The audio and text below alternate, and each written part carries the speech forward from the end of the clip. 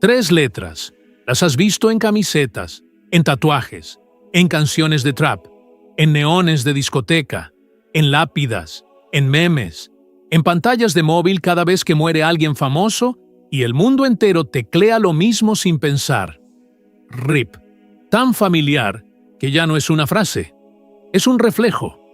Es lo que sale automático cuando no sabes qué decir, pero necesitas decir algo. Eso es exactamente el problema. RIP no viene de la Biblia. Nunca fue una frase cristiana. Y lo que significa de verdad contradice directamente lo que el cristianismo dice creer sobre la muerte. Detrás de esas 3 letras hay una historia que no empieza en un funeral cristiano.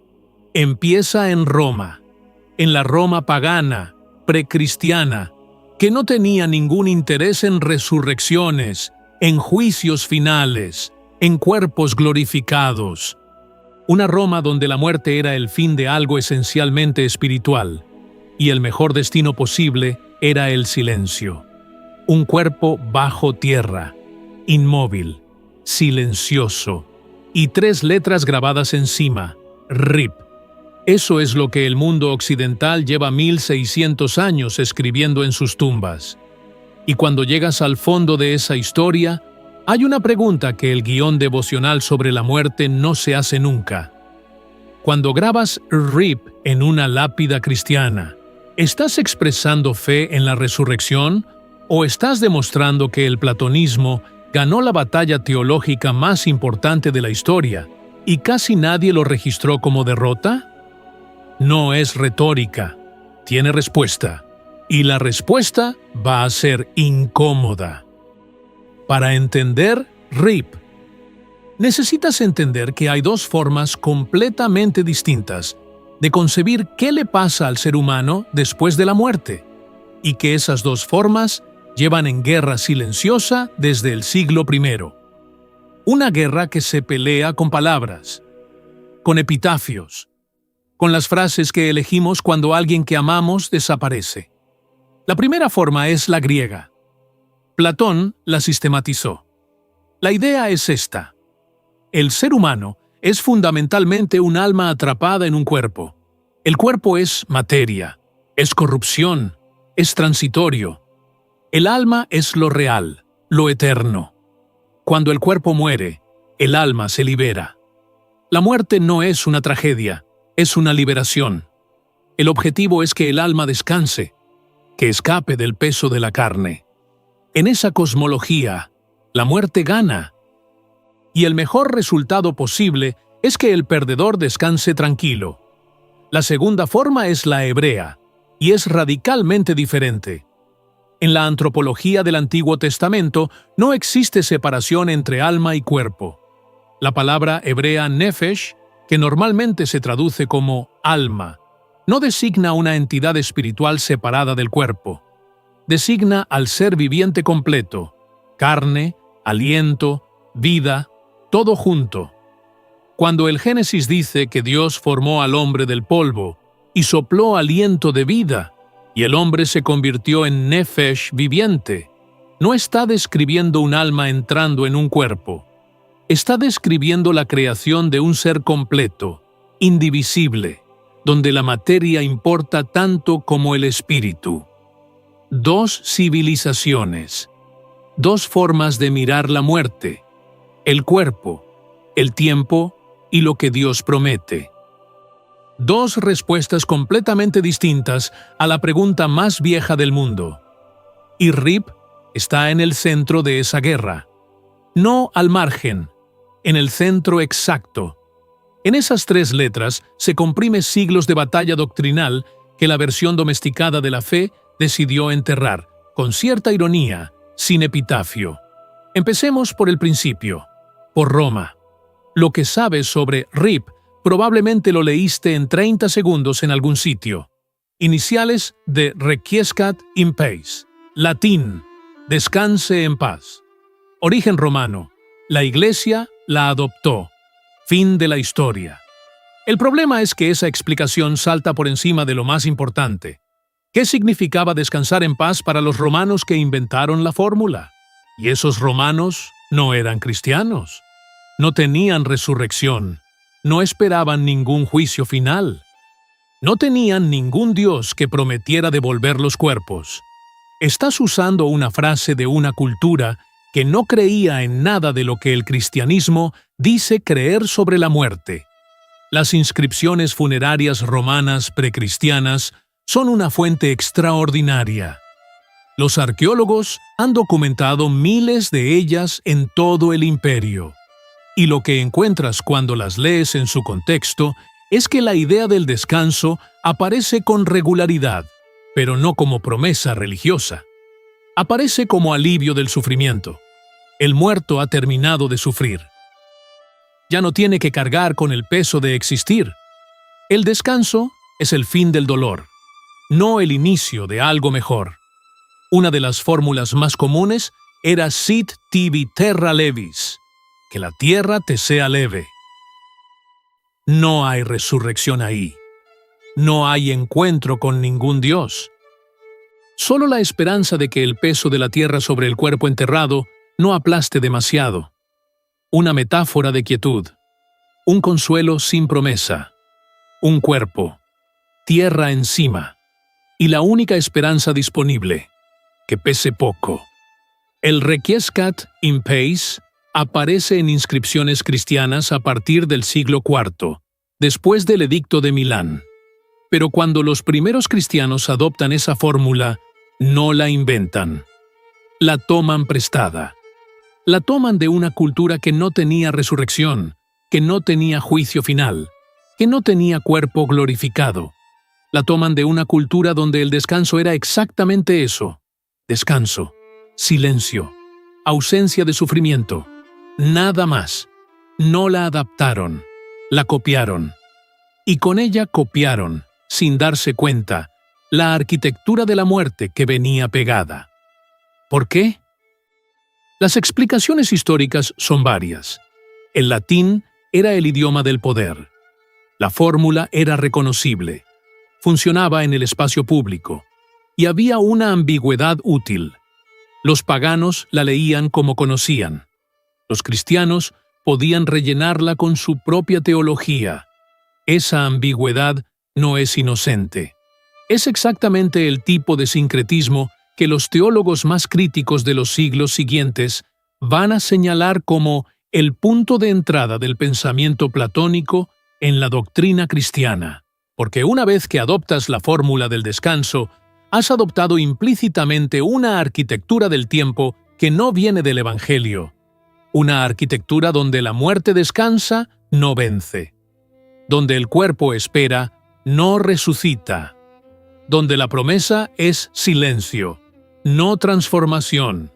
Y esa arquitectura tiene consecuencias que llegan hasta hoy. Hasta el RIP que pusiste la última vez que murió alguien en tu feed.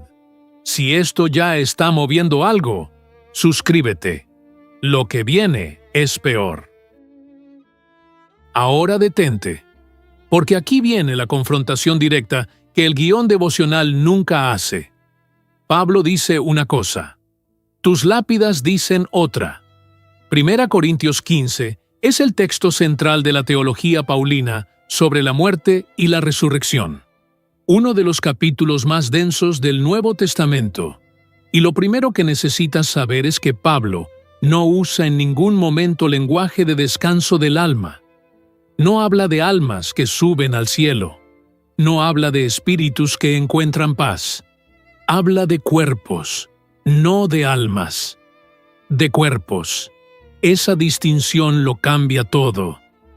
La palabra que usa en el versículo 44 es soma pneumatikon, cuerpo espiritual, no alma desencarnada. Cuerpo. Un tipo de cuerpo distinto al cuerpo físico actual. Sí, pero cuerpo. La resurrección paulina no es la liberación del alma de la prisión del cuerpo. Es la transformación del cuerpo en algo glorioso, incorruptible, poderoso. El versículo 53 lo dice sin margen. Es necesario que esto corruptible se vista de incorrupción y esto mortal se vista de inmortalidad.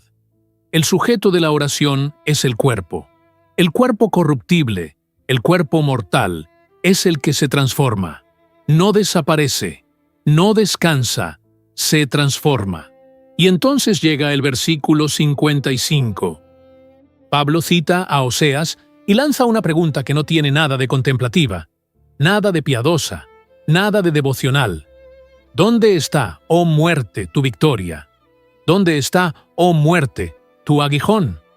Eso no suena a descanso, suena a provocación, suena a alguien que está mirando a la muerte a los ojos y diciéndole que ha perdido, que su victoria era ilusoria, que el aguijón que creía tener ya no existe. Ahora pon eso frente a Rip, y algo no encaja. Descanse en paz. El muerto descansa.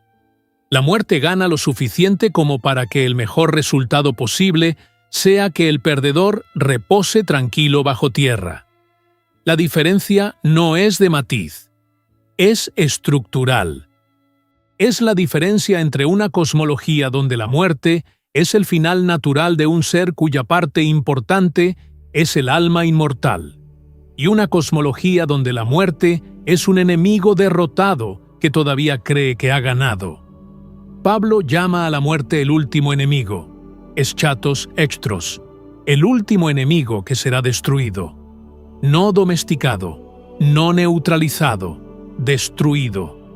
La resurrección en Pablo no es la liberación del alma del cuerpo muerto, es la abolición de la muerte como categoría.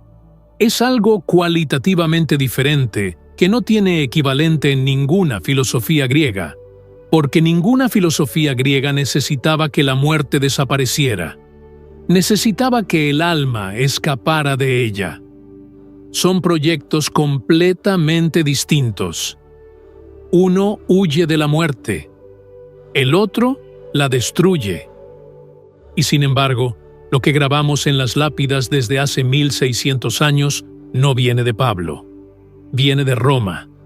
Viene de una cultura que aceptó que la muerte gana y pidió que al menos el perdedor descansara cómodo. Eso no es un detalle litúrgico menor. Es un diagnóstico sobre qué batalla perdió el cristianismo sin que casi nadie lo registrara como derrota. La mayoría no llega hasta aquí. Por eso no entiende lo que viene ahora. La pregunta que deberías estar haciéndote es, ¿cómo ocurre eso? ¿Cómo adopta una religión construida sobre la resurrección corporal una fórmula funeraria que implica exactamente lo contrario? La respuesta tiene un nombre, Agustín de Hipona, y una fecha, siglo V. No porque Agustín fuera el único responsable, sino porque Agustín es el punto donde la síntesis entre el neoplatonismo y el cristianismo se vuelve doctrina dominante en Occidente.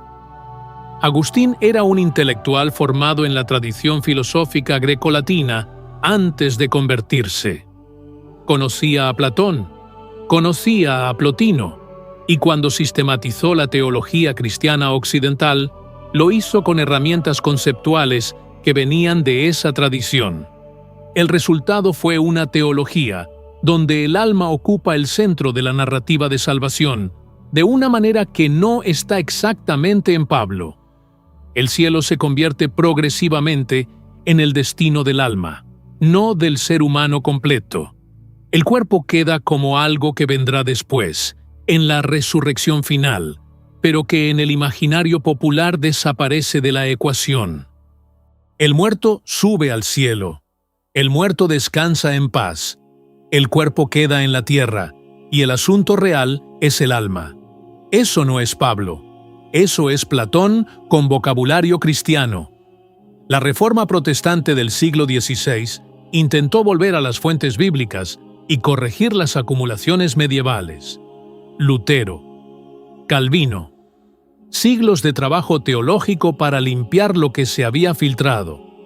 Pero en lo que respecta al imaginario popular, la Reforma no resolvió el problema.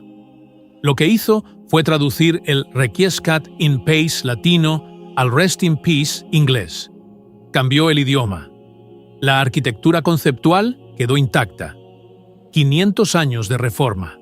Y las lápidas protestantes siguen diciendo lo mismo que las lápidas paganas de Roma. no es un accidente. Es la inercia del lenguaje operando durante generaciones.